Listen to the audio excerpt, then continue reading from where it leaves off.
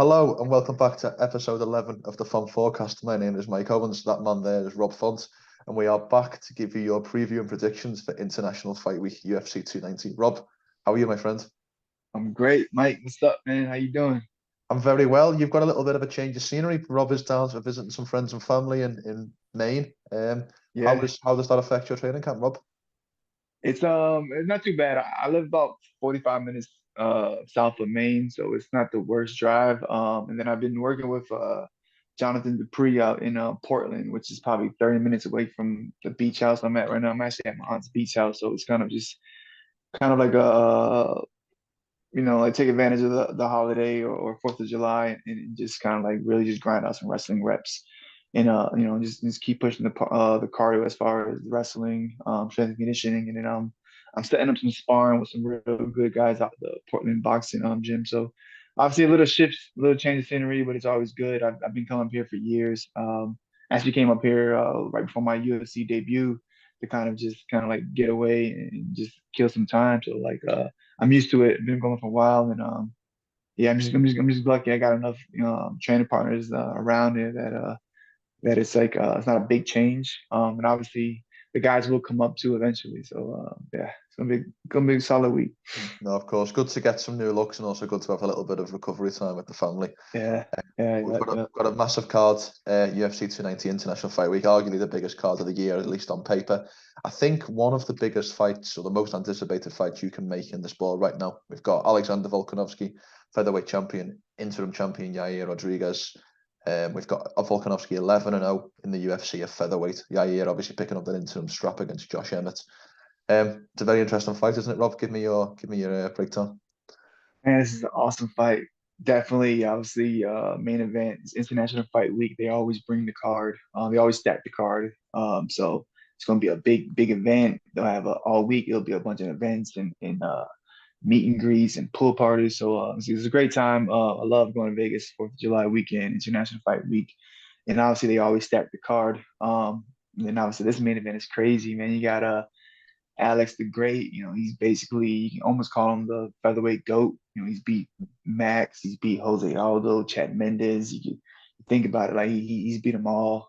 He's sharp, he's skilled, he's confident. He's around a lot of solid training partners as far as obviously the champ Izzy, Dan Hooker, which is on his card as well. So he has a lot of solid people around him. Got a great cool ass story. He used to be a big guy playing rugby, and now obviously he's so that means obviously he's athletic. Obviously he's fighting. I love his style. He just went up to 55.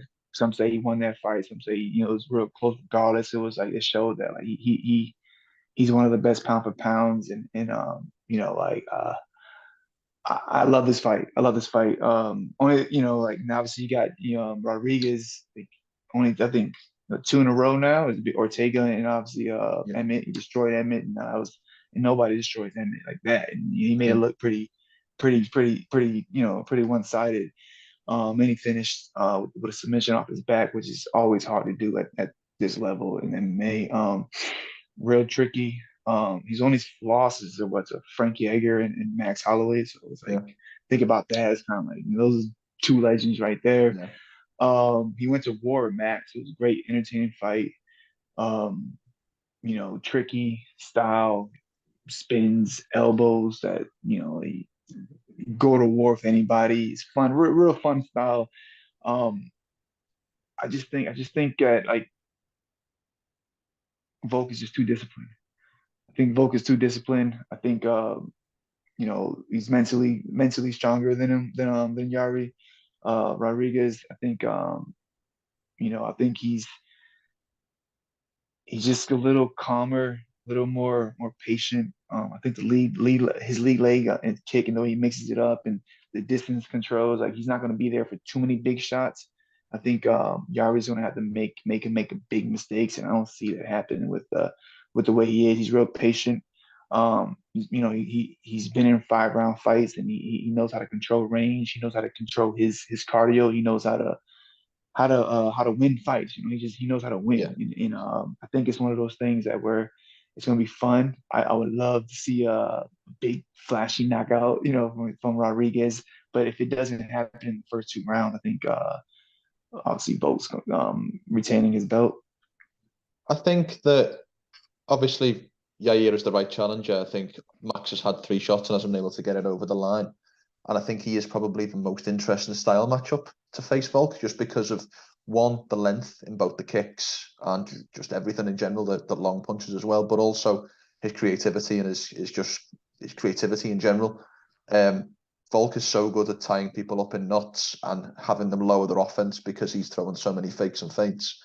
And the question mark around Yair is, will his creativity get the better of him? Will he just throw that random shit, the spinning kicks, the elbows, the knees? Will his creative side get the better of him, and will he be able to carry that through and land something big? Because I don't, in all honesty, unless Yair has the performance of his life, I think he's got one way to win this, and that's by some kind of flash KO, which is easier said than done. We don't really see Volkanovski hurt, but that's the way Yair will win this fight, and that's the way that he has to go in mentally.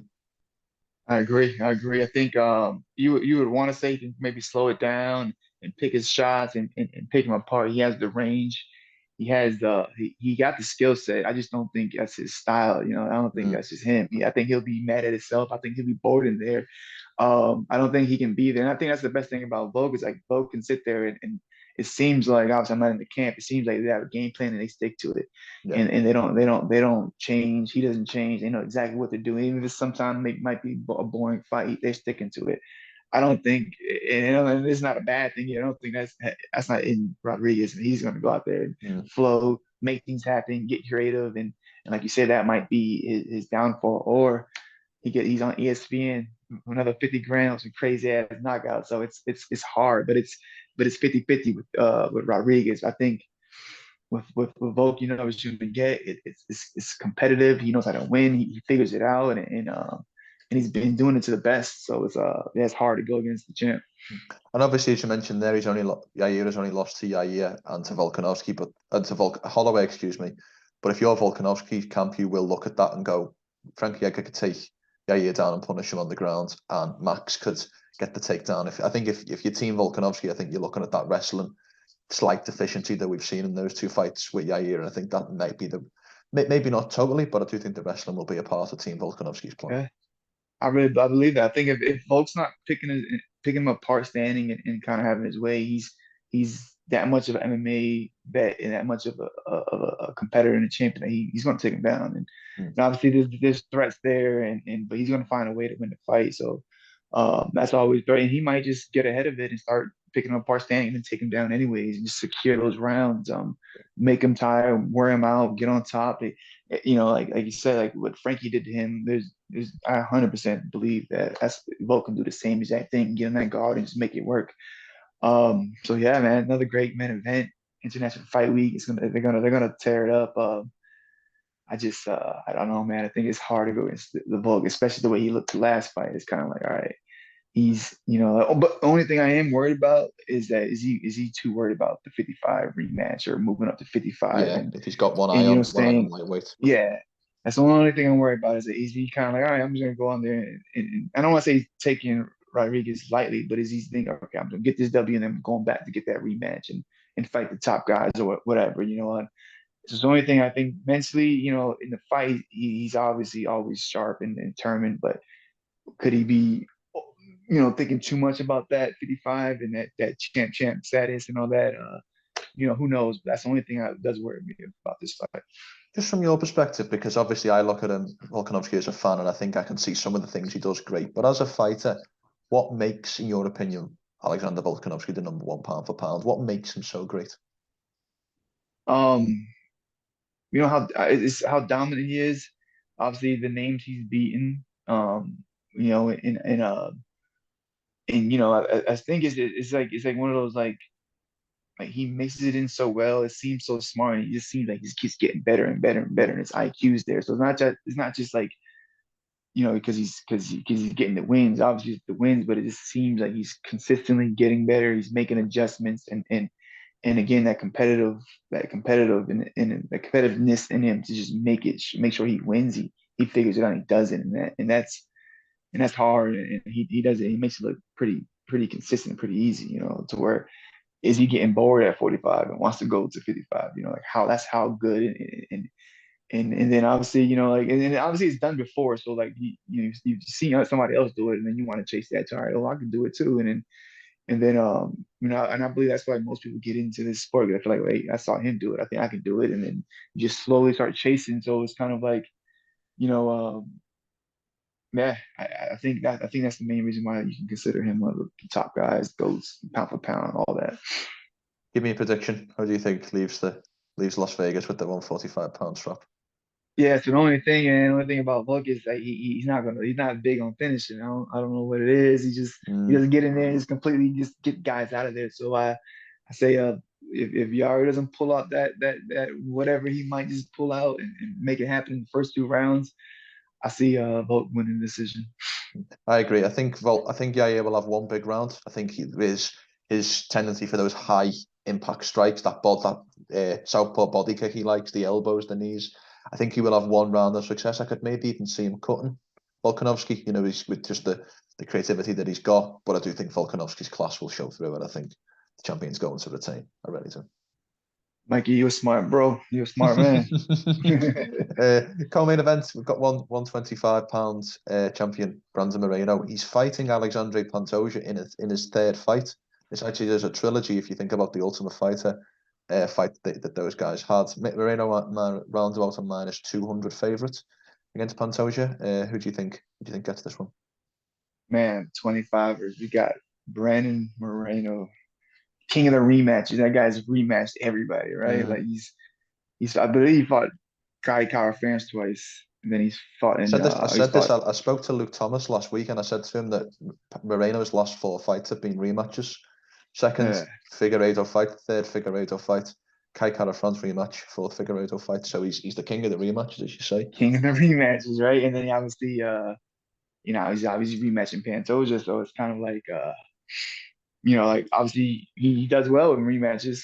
He can get beat, which Pantoja already beat him, and come back and be confident to win the fight.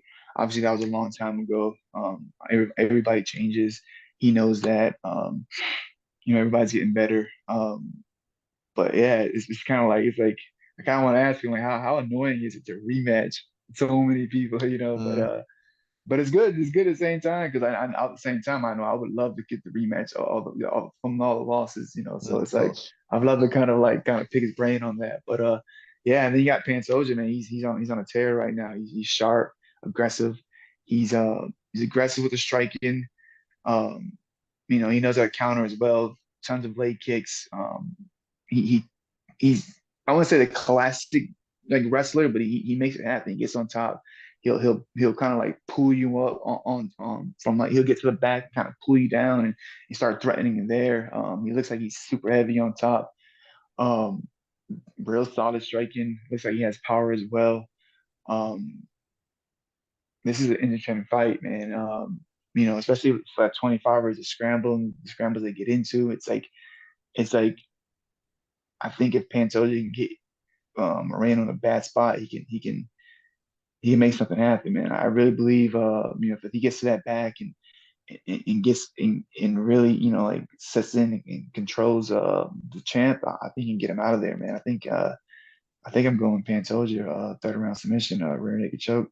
I'm going a very similar position. I thought you were going to go Moreno actually, and I thought I was going to Yeah, surprise you, but I'm going yeah, Pantoja in two. I just think his yeah, aggressiveness. I think Moreno's got everything Pantoja wants. He's got the belt, he's got the star power, he's probably got the yeah. nicer check at the And he end of the already beat fight. him. They already beat him. It's kind of like Yeah, the rematch, the actual first fight in the UFC, that was 30-26 on a couple of judges' scorecards. There was a 10-8 round in there for Pantoja, so Pantoja might have the psychological edge.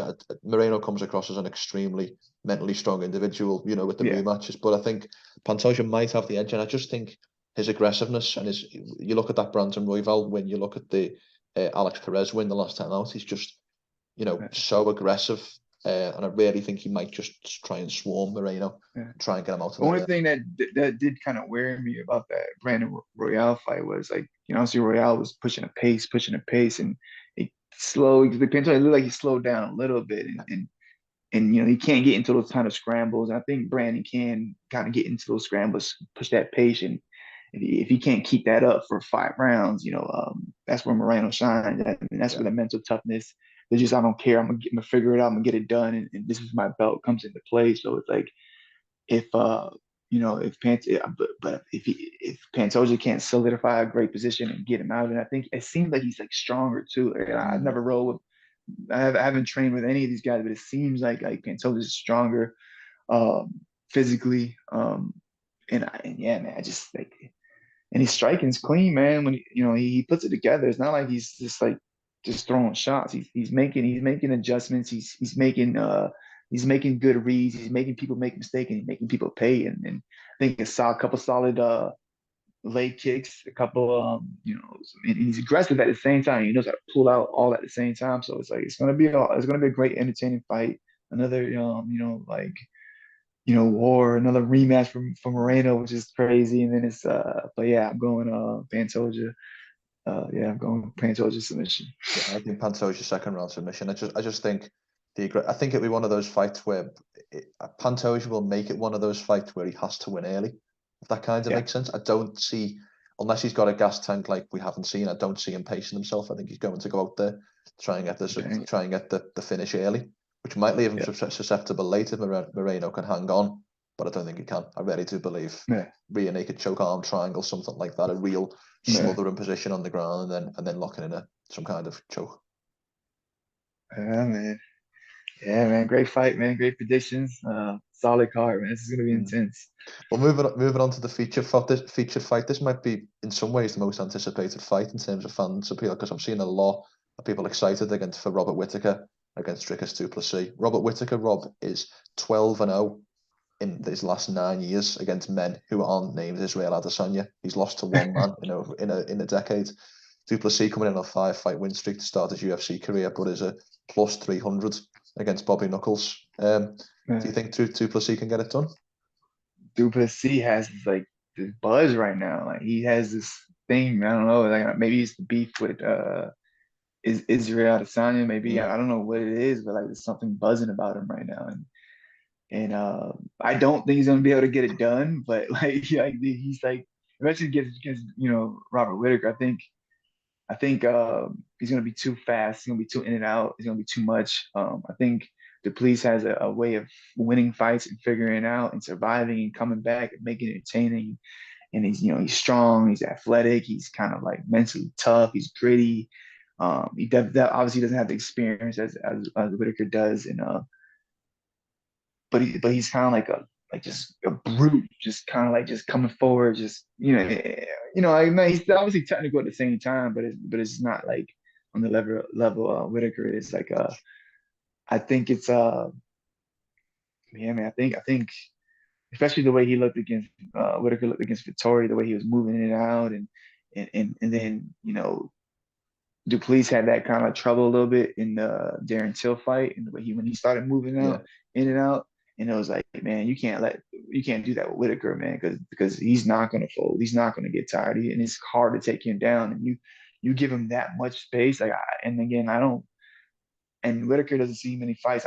I mean, finish many fights. I think he's finishing this fight. I think Whitaker's going in there and he's getting him out of in the second round. I'm going TKO Robert Whitaker. I think if we look post Whittaker Adesanya 1, Whittaker has beat Darren Till, Jared Cannonier, Kelvin Gastelum, and Marvin Vettori. And all of those fighters are a great base for his team to come up with a game plan for Du Plessis. You could make a case. Obviously, Du Plessis beat Darren Till, but you could make a case of who would be the favourite against Du Plessis in terms of Cannonier or Vettori or Gastelum. They're all interesting fights. I think you're completely right. Yeah. I just think Whittaker's class might shine through a little bit too much here. I think Uh, Dricus' game. I spoke to Dricus on Friday. He's excited. He's game. He's not going to give up on himself. But is that enough to get over the line against the Reaper? uh, I don't think it is. I'm you know, not going to go with a stoppage. I'm going to be honest. I'm going to go with a 30-27 because I do think uh, that Dricus' heart will maybe keep him in there to see the final bell. But I think you're right. I think Whittaker's class is going to show through. yeah, man, solid fight. It almost makes you think like is he beat everybody? They just want to. They're hoping and praying that Duplessis wins this Mm. fight so they can kind of do that fight. But yeah, it's kind of like it's one of those like it feels like I don't know, man. It might be too much too early. You know, it's like, Mm. yeah, are they pushing them too fast? Or is do they, you know, they don't know. Is the division jammed up? They don't know what to do with Israel. Like, does Israel actually really want this fight bad? And like, hey, give them this. And like, because it's like it's Bobby Knuckle, man. I don't know. Yeah, I don't know, yeah. man. Like, he's so sharp, so clean. He's so bouncy. He's constantly in and out. He almost has like that like a Taekwondo style, like Yeah. low hands, but I think it helps him move his head a I little think it's quicker. Kyoshi. I think it's Kyoshi Karate was his original base, and you Yeah, can see it. yeah. Yeah, You can see it, man. It's like, and then he knows how to he knows how to dart forward real quick without much of a tell. And I don't think you can do that. I don't think the police are gonna be able to handle that. I think the experience is gonna be there. I think obviously, you know, Robert been in there with so many great fighters that it's like this is just gonna be another day for him. And I don't think he's looking past him at all either. I think he's training his ass off for this fight. So yeah, Bobby Knuckles, let's go. mm. No, let's hope that Duplessis can make it an interesting fight. But I just think I think we both agree the logical pick is Robert Yeah. Whittaker. His pedigree, I what he's done in the game, his overall skill set. It's logical. But yeah, Dricus has a tendency to have strange fights and to do weird shit. So for all you know, yeah, he could catch him yeah, with something. He could block yeah, us in a submission. That's yeah, kind of the wild card. But yeah, I don't bet wild cards. yeah, yeah. I hear you. I hear you. Yeah, man, it's gonna be a fun fight though. It's gonna be entertaining. I think you said he's definitely. I think Duplessis believes in himself. He's gonna be there the whole time. He has a pretty cool name. I think the name just kind of helps too. It has like a little ring to it. It's a little hard to pronounce, but it's like something about him right now that it's like he's that, you know. And I just think it's just might be too much, man. Probably might be too much. I just want him to finish, man. I just want him to finish. I really do want him to finish. Last one I'd like to highlight. Well, it's the Rob Club, isn't it? You're backing another Rob. I see what you're doing there. Let's go, man. Last one that I'd like to highlight, because obviously Bo Nickal's opponent, Trayshawn Gore, is off the card. I think they're still looking to finalise his matchup. So I'll put that to one side and we'll kind of finish on Jalin Turner versus Dan Hooker. I think this is a really interesting fight. You've got Jalin Turner coming off the loss to Gamrot, but was on a tear before that. And Ooh. Dan Hooker's on a very strange piece of form. Obviously got the win against Puyas last time out, but on a little bit of a losing streak up before that. Is this a fight to decide who's coming or going at 155, do you think? I wouldn't say that. I think Dan is like one of those fighters that like the UFC just give him a couple more, even if he loses. You know, he's Oh, I don't entertaining. mean coming or going in terms of getting cut. I mean in terms of who's taking the step towards title Oh, contention and who's maybe staying away. oh yeah, 100%. Yeah, 100%. I think this is more like yeah. I think if Hooker wins it, it's not like a big gap for him. You know, but I think a big jump for him getting back into that conversation again. But I think if Turner wins it, which I do believe he's going to win it, he's right back into that. Obviously he got out wrestled in his last fight, but he's on a tear, man. That guy's been killing it. He's a veteran as far as he's been around for a while. He's fought for Mm, Bellator a couple times. He got a lot of finishes. Like he's one of those guys that like it doesn't even seem like fun to drill with. Like everything seems heavy. Like his kicks, yeah. his knees. Um, he's got the swag. He's sharp. He's a pretty big guy too. You know what I'm saying? But obviously both of them are. Dan Hooker again. He's sharp, man. He's great kickboxing, great knees, long rangey. You train around Izzy and Vogue, you're gonna pick up a lot of good, techniques, but a lot of like mental, like little tricks here and there, and but he does take a lot of damage. He doesn't move his head as much as like you would want. He has been up and down, obviously with the weight cuts and all that, so he hasn't really fully kind of I guess found his spot as far as like where he's the most confident. He's kind of like still finding that, and obviously it seems like it's 55.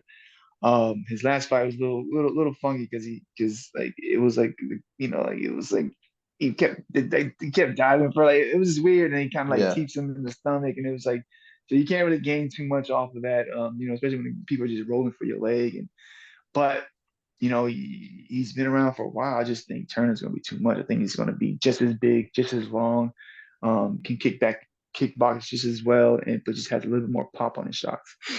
I agree. I think when Dan Hooker was on that initial rise, think of like the Ayaquinta win, the Paul Felder win, that first run that he kind of went on. I think we won 7 out of 8. The Gilbert Burns knockout in there as well. It was his range that was so key. His ability to hit you and be in range and you be out of range to counter him. Jalin Turner's a bigger man. Jalin Turner's probably a bigger power puncher. Jalin Turner uses his weapons in a very similar way, as you mentioned, with he's got that lovely lead body kick. He's got the lovely knee up the middle, the elbows. I just think this is a fight where it's a bit of a showcase fight for Jalin Turner. I mean, I know the UFC tried to book this for March. Obviously, Gamrot was the replacement for Dan Hooker. I think the fact that they're rebooking it says to me that the UFC want to build Jalin Turner's name by getting in a win over Dan Hooker. And to Dan Hooker at the right time. Maybe Dan Hooker in his prime might have been a different question, but I just think this version of Jalin Turner is gonna do a big thing on Saturday night. Yeah, and obviously he had trouble with Gamrot, and Dan will mix it in, but it's not Gamrot style wrestling, So it's he will mix it up. He does have striking to make it a little easier to get there, but it's not. I do believe, once they get into that clinch, that Jalen's gonna be stronger. He's not gonna get tired. He's not gonna make crazy mistakes. I just hope he doesn't get hurt bad, man. Because like Jalen's, he's fucking. It seems devastating, man. Like what he's bringing, and yeah, if you don't take him down, grind him out, like it's gonna be a long night for anybody, man. Like he's that good. Decision or finish? What are you going for? We've obviously highlighted Jalin Turner. Spoke going for the win. How do you think he gets it done? I don't want to see it, but I think it's TKO. Man, I don't want to see it, but yeah, I think it's TKO, man. Second round TKO on Jalin Turner. I'll be more favourable on Dan's side and go Jalin Turner via UD. I think he might just have. I think maybe with the range, because there's not too big of a range gap, so maybe Dan might just be able to do enough to keep himself out of harm's way a little bit too much. But I do think that Jalin Turner takes a big step in his career and kind of moves, as we mentioned, into that real, maybe not title contention, but one of those top 5, top 8 fights. I hope, man. I hope they do. I hope he gets in there, loses the decision, doesn't really get hit with something big, and yeah. But Turner's that guy, man. I don't know, man. He's that guy. There you have it. There you have your UFC 290 breakdown. You have your main event, Alexander Volkanovski Yair Rodriguez, flyweight title, Moreno Alexandre Pantoja, Dricus 2 Plessis versus Robert Whittaker, and Jalin Turner versus Dan Hooker. That's it from us. Please make sure to like, share, and subscribe to this video. I'll hand over to you for the final word, my man. Again, the UFC always brings International Fight Week, so please stay tuned to those fights. Obviously, keep up to date with us. Thanks, guys. Thanks for making it this far, guys.